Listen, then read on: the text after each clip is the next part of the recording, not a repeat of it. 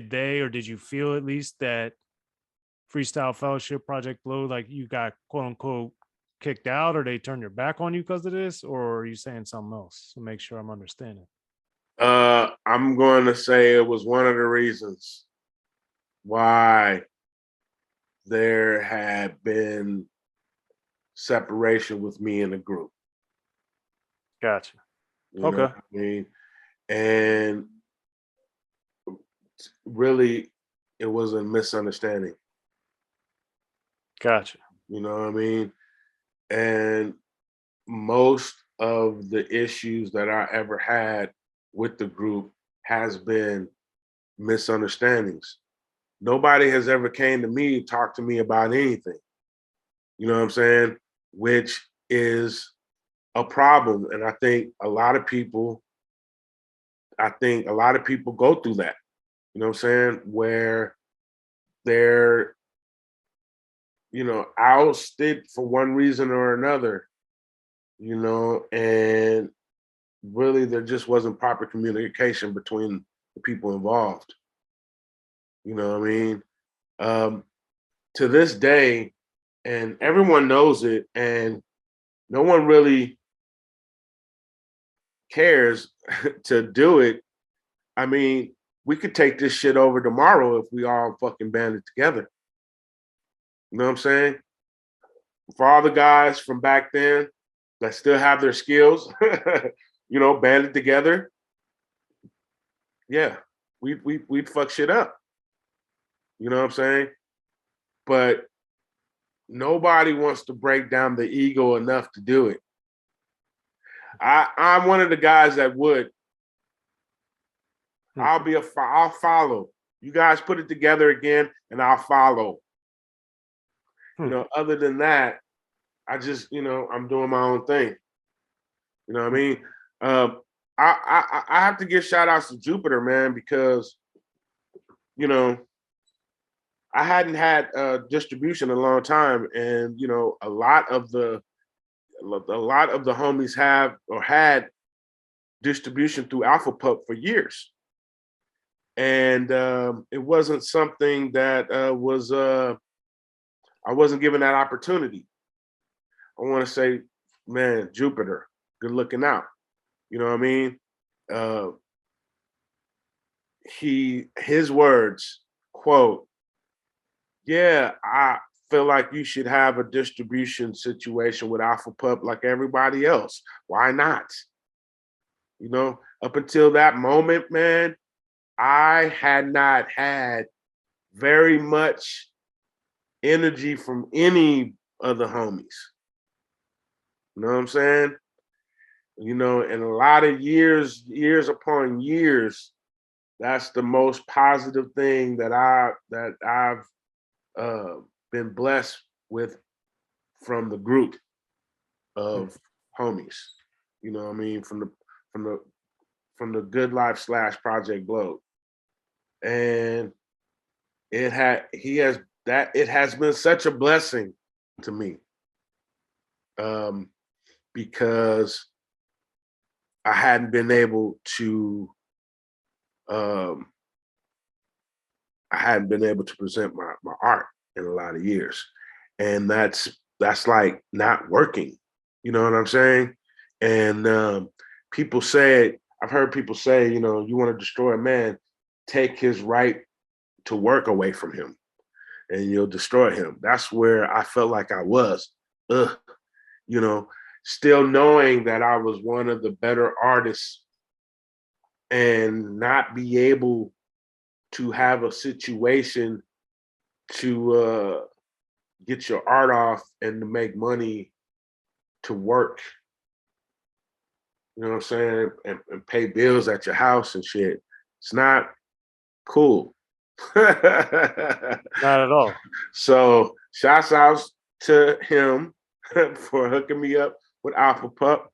Shouts out to Alpha Pup. Turned in my album on Friday, I think. I can't wait to get the release dates on it.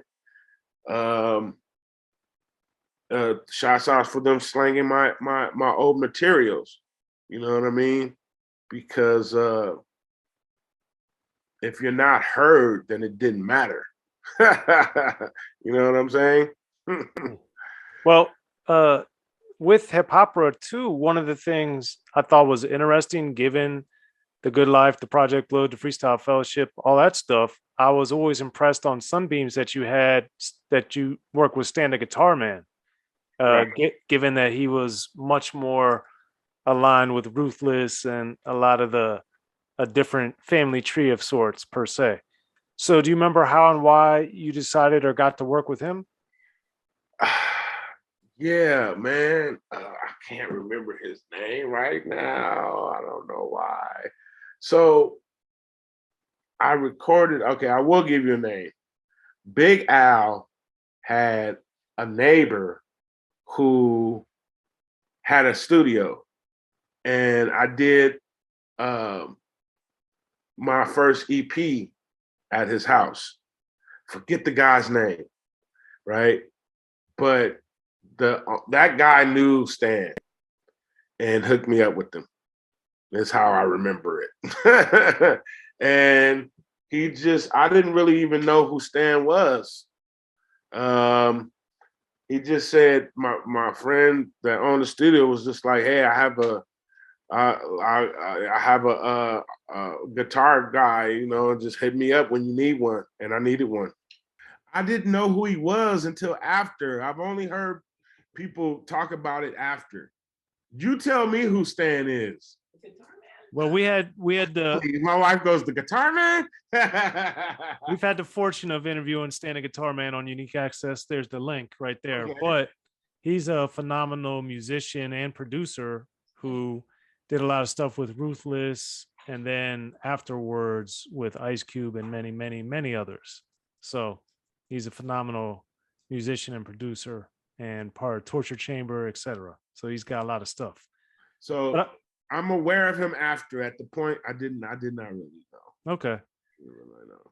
So after Hip-Hopera, you had a lot of collaborations. You had the DJ Honda, you had the Who Riders, many, many, many collaborations. But it wasn't until like several years later when Raised in the Hood or Serving and Dipping that I was hearing you on your own material. So what happened in that span? Um, so you're basically saying that you heard me on a whole lot of other people's stuff before you heard my stuff. Some other people, not I wouldn't say a whole bunch, but it was some. You have not heard Crazy as I Want to Be. Well, I heard back in the day, I heard Serving and Dipping, Raised in the Hood. So I probably didn't hear that. I heard Chucks and Khakis, So I did Blaze On. a EP called Crazy as I Want to Be, which was the first thing that I ever put out. And so I guess Hip-Hopera would have been the next album. So you're saying you heard a lot of stuff from me before Hip-Hopera? Or you heard some stuff before? What was your question? So I had heard Hip-Hopera came out, and then I remember you did the next big thing I remember was DJ Honda with the Bread and Jerry. Then I remember hearing Raised in the Hood and the Serving and Dipping single/EP. So I was just curious of what happened after Hip-Hopera until that EP going into Psycho, I guess. Well, I did a couple of things for Immortal Records after I had left the label. So that DJ Honda song was one of the things that I did. I also did there was a movie, Rhyme or Reason, I believe was the name of the movie that I did. Priority Records release, yes. Right, I did a song. Miramax. So is that where Bread and Jelly is?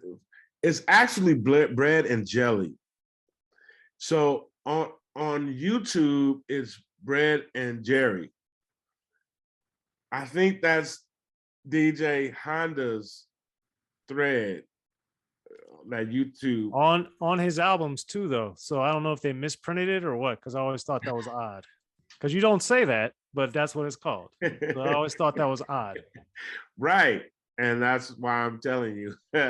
Yeah, it wasn't meant to be Bread and Jerry. then so there you go. I Lost in don't know, man. translation. Yeah, I'm gonna just say it, bro. You said it for me. I appreciate that. Yeah, I think that was lost in the translation, bro, which is really, really, really funny. So there you go. Okay, so yeah, I did some things for them, and that kind of held me over in between albums. You know what I mean? Where I wasn't really working. So I did those. Um, but yeah, that's that. Yeah, there you go. What do you want to know about what do you want to know about the time in between those records? A lot of shit happened. Yeah, that's when you got with like Street Institute Records and doing other stuff. So that's why I was curious as to what was happening and why the break. Well, you know, I mean, life gets in the way, bro. You know what I'm saying? Um,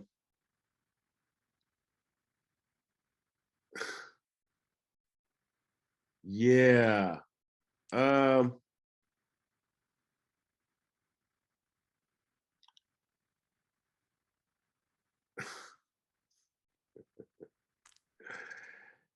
that is such a complicated answer. I can't really put it all into this little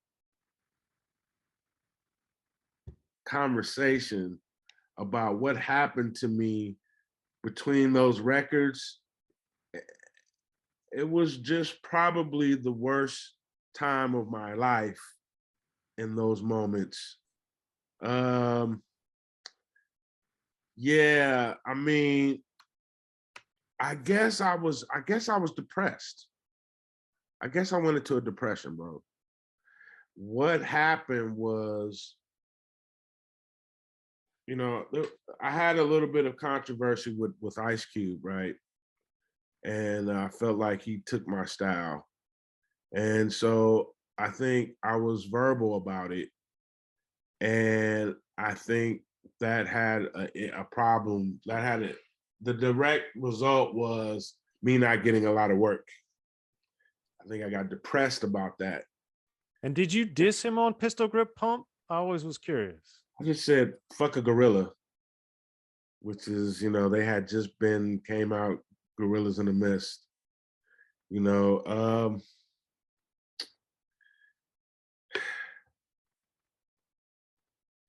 yeah, there's just certain mistakes that you make in your career, and that was just one of them, I guess, that I made.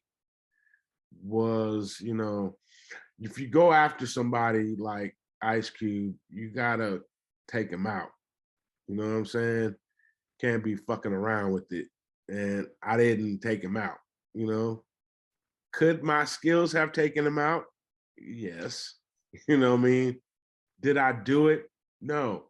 Um, the thing of it is that I think immaturity it was an issue at that moment in my life. You know what I'm saying? I think I was just too young and I was overwhelmed. You know what I'm saying? And I was easily persuaded to react. You know what I mean? Which, if you're gonna have that disease, I guess it's better to have it as a young person. Uh, so yeah, I think I got depressed because nobody wanted to work with me because of that. Uh, you know, and so there was some other issues. The deal went sour with my record label, and a lot of people blamed them and basically said, "What happened? What happened? Y'all had the hottest rapper. You know what I'm saying? With the bomb ass song, and what happened?" And instead of taking any blamed for it, they basically said I was crazy and told people that I was nuts. And so between the Cube thing and that, which I wanted to say, they actually drove the guy, they signed the guy who I later find out 20 years later, this guy was in a mental hospital when they signed me, right? So part of me feels like they were driving me nuts. You know what I mean? Drove the last guy nuts and driving me nuts now. And they were just very spastic about getting what they felt was a hit record. You know what I mean? And as an artist, you don't want to cheapen yourself by giving up a whole lot of material that you don't believe in. You know what I mean?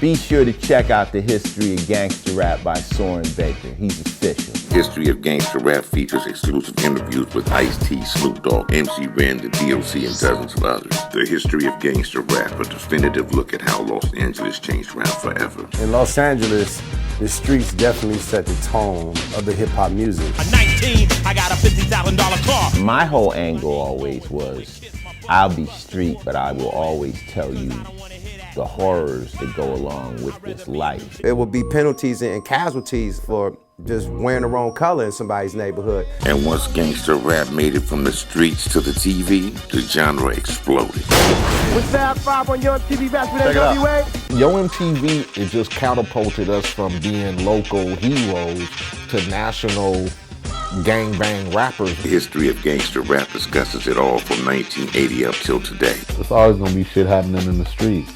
You know what I mean? So it's always gonna be something to talk about. The History of Gangster Rap in stores now.